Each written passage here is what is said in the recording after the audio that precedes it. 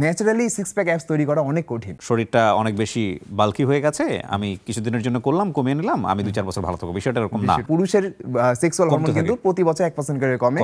যারা এক্সারসাইজ করে তাদের সহজে কমে না, তাদের হয়তো 40-এর পর 1% করে কমে। তখন মানুষের কার্ডিয়াক অ্যারেস্ট হয় বা হার্ট অ্যাটাক হয়, যেটা অনেক মোটা মানুষের হয়, আবার যারা অনেক বেশি মাসকুলার তাদের হয়। হাইপারট্রফি কনসেপ্ট আপনারা সবাই শুনেছেন, হার্টের হাইপারট্রফি কিভাবে হয়। হার্টের উপরে যখন এক্সট্রা লোড পড়ে তখন হার্ট অনেকের বড় হয়ে যায়। হার্টের ভিতরে 4টা চেম্বার আছে, তো 2টা ব্লাড ধরে রাখা আর বের করে। তো ওই ব্লাড ধরে রাখা যে চেম্বার, ওখানে কিন্তু রক্ত যায় আমাদের পা থেকে, হাত থেকে, সব জায়গা থেকে রক্ত ওখানে যায়, আবার বের হয়ে আবার হাতে আসে। আমি যে জায়গাটায় ফোকাস করছিলাম যে মানুষজন যাদেরকে দেখে ইন্সপায়ার হয় তারা মহাতারকা, রাইট? মহাতারকা তারা আসলে কতটুকু ন্যাচারাল? এখন দেখেন যে তারা অনেকে আছে যে অনেক এক্সপেন্সিভ ডায়েট নিতে পারে, যেমন ঋতিক রোশন বলেন বা সালমান খান বলেন, অনেক এক্সপেন্সিভ ডায়েট তারা মেনটেন করতে পারে। তো নর্মালি হেলদি বডি একটা আলাদা জিনিস, আর মুভির জন্য বডি আলাদা জিনিস। মুভিতে অ্যাবস নিচ্ছেন, অ্যাবস থাকা মানে আপনার বডি ফ্যাট পার্সেন্টেজ 9%-এর নিচে নামতে হবে।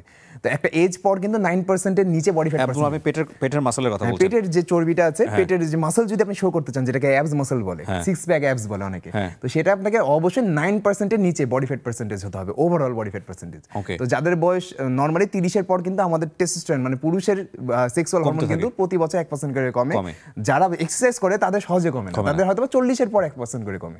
তো ওই সময় কিন্তু ন্যাচারালি সিক্স প্যাক অ্যাপস তৈরি করা অনেক কঠিন। তো আমরা যদি ঋতিক রোশনকে দেখি যে আমরা 40-এর পর হয়তো বা সে 20 বছর বয়সে তার যে বডি ছিল, 25 বছর বয়সে সেটা হয়তো বা ন্যাচারাল ছিল, কিন্তু একটা সার্টেন এজ হয়ে যাওয়ার পর যদি আপনি মাস্কুলার হয়ে যান, তার মানে বুঝতে হবে আপনি আলাদাভাবে কোনো কিছু ইউজ করেছেন। এটা অন ক্যামেরা অনেকে বলবে না, রিজন তাদেরকে কোটি কোটি মানুষ ফলো করে, তারা যদি বলে যে আমরা এটা ইউজ করি তাহলে অনেকেই সেই পথে যাবে।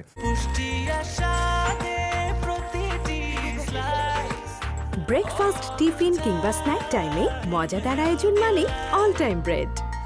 তাদের একটা স্পেসিফিক গোল আছে, মুভিতে তাদেরকে দেখতে ভালো। এখন আপনি যদি আপনার হিরোকে দেখেন আপনার মতোই, তাহলে আপনি তাকে দেখে ইন্সপায়ার হবেন না। তো তারা চায় যে সাধারণ মানুষের তুলনায় একটু আলাদা হয়ে দেখে, তাহলে তাদেরকে অ্যালফা মেল টাইপের, যেটা আমরা দেখি না এখন অনেক শুনছি যে অন্য পুরুষের থেকে আলাদা, ওই লুকটা আনার জন্য আপনাকে এক্সটার্নাল হরমোন নিতে হবে, ন্যাচারালি আপনি ওই লুক আনতে পারবেন। কিন্তু অনেকেরই আজকে হরমোন নিয়ে বা ড্রাগস নিয়ে আমরা যে ধরনের ডিসকাশন দিচ্ছি, তাতে অনেকেই মনে করতে পারেন এটা অনেক সহজ ব্যাপার, বাজারে গেলাম ড্রাগস নিয়ে নিলাম আর আমি হয়ে গেলাম। ব্যাপারটা কিন্তু এতটা ইজি না, ড্রাগস নিলেও আপনি হবেন এত সহজ না। সেটাও একটু বলেন। হ্যাঁ, কারণ কি এই বডি ফ্যাট পার্সেন্টেজ কিন্তু ড্রাগসের উপর ডিপেন্ড করে না, বা মাসল আপনার কতটুকু হবে সেটাও ড্রাগসের উপর ডিপেন্ড করে না। মাসল আপনার কত বেশি হবে সেটা ডিপেন্ড করে হাইপারট্রফির উপরে। হাইপারট্রফি কনসেপ্ট আপনারা সবাই শুনেছেন, হার্টের হাইপারট্রফি কিভাবে হয়। হার্টের উপরে যখন এক্সট্রা লোড পড়ে তখন হার্ট অনেকের বড় হয়ে যায়। এটা কিভাবে হয়, ধরেন একজনের আইডিয়াল ওজন, আপনার আইডিয়াল ওজন ধরেন 75 কেজি হওয়া উচিত, মানে আপনার উচ্চতা অনুযায়ী। এটা আমি কথা বললাম, মানে আমি আপনার হাইট জানি না, ধরেন যে আমি কথার কথা বলছি যে 75 কেজি হওয়া উচিত। ধরেন 75 কেজি হওয়া অবস্থায় আপনার শরীরে 1000টা মাসল সেল আছে, আর যখন আপনি ধরেন যে অস্বাস্থ্যকর জীবনযাপন করে 100 কেজি হয়ে গেছেন, তো আপনার শরীরে এখন কথা 1500টা মাসল সেল আছে। যদিও সেলের সংখ্যা কিন্তু বাড়ে না, আকারটা বড় হয়, আমি বুঝার সুবিধাতে বলছি।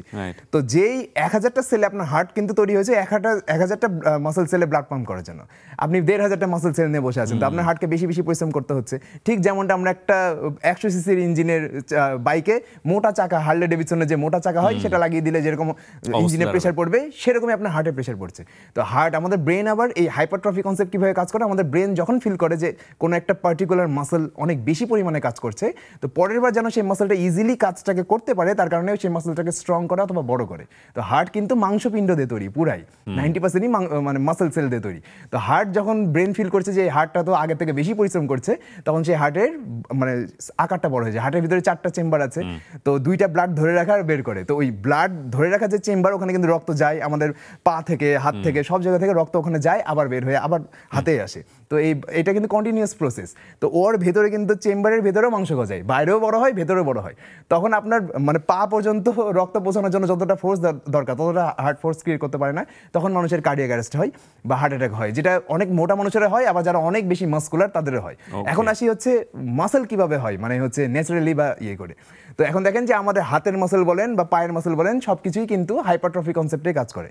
আপনি হরমোন নিলেন কিন্তু আপনি ওয়েট লিফটিং সেই পরিমাণে করছেন না, সেক্ষেত্রে কিন্তু আপনার মাসল তৈরি হবে না, হাইপারট্রফি কাজ করবে না, কারণ আপনার ব্রেন সিগন্যাল পাবে না যে এই ব্যক্তিটা তার আগের থেকে বেশি পরিশ্রম করছে।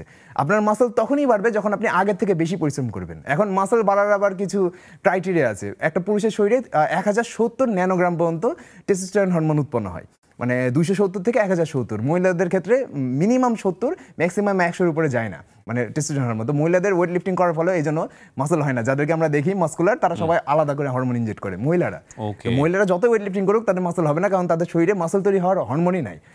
অনেক সময় দেখবেন যে কিছু পুরুষ মানুষই এক্সারসাইজ করে হরমোন তৈরি করতে পারে না, রিজনটা কি জেনেটিক্যালি তার টেস্টোস্টেরন লো। ওকে, তো আপনার শরীরে টেস্টোস্টেরন হরমোনও থাকতে হবে। ধরেন আপনার শরীরে আপনি অনেক জেনেটিক্যালি ব্লেসড একজন মানুষ, টেস্টোস্টেরন হরমোন একদম পর্যাপ্ত পরিমাণে আছে, 1070 ন্যানোগ্রাম পর্যন্ত উৎপন্ন হয়।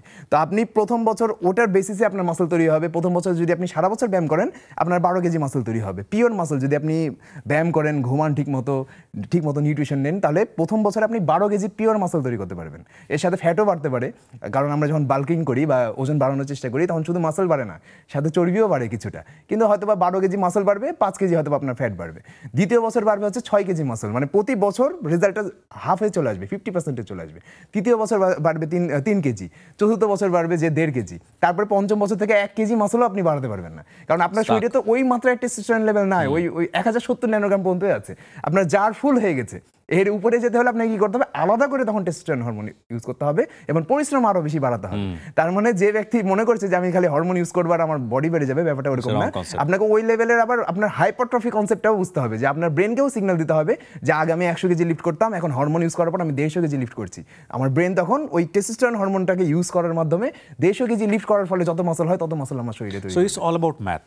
ইটস অল অ্যাবাউট ম্যাথ, মানে দুনিয়া সবকিছু ম্যাথ। আমরা প্রথমে মনে করতাম ম্যাথ কি কাজে লাগবে আমাদের জীবনে, কিন্তু আমি পরবর্তীতে দেখলাম সবকিছুই ম্যাথ।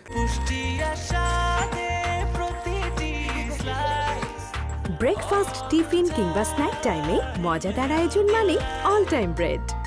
কয়েকটা বিষয় একটু জানতে চাইবো যে বাংলাদেশে এটা রিসেন্টলি কি খুব পপুলার হচ্ছে এবং মানুষজন খুব হেলথ কনসিয়াস হচ্ছে, আপনার কি মনে হয়? হ্যাঁ, এটা আমার কিন্তু এটা মনে হচ্ছে, কারণ আমি কন্টেন্ট ক্রিয়েশনের শুরুর বছরটাও, মানে আমি তো 2 বছর থেকে কন্টেন্ট ক্রিয়েশন করছি।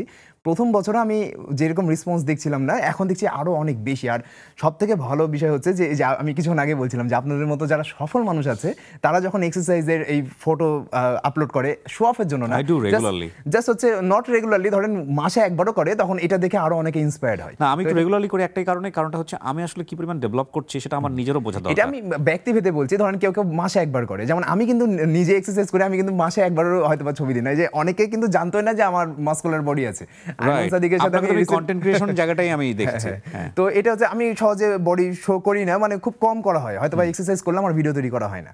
তো এটাই, অনেকে আছে যে শো করে, অনেকে করে না। আর করাটা পজিটিভ, কারণ আপনি যখন পজিটিভ একটা কাজ করছেন ওটা শো করলে আরো অনেকের লাইফে পজিটিভলি ইম্প্যাক্ট পড়ে। তো আমি চাই যে এটা প্রকাশ করুক মানুষ।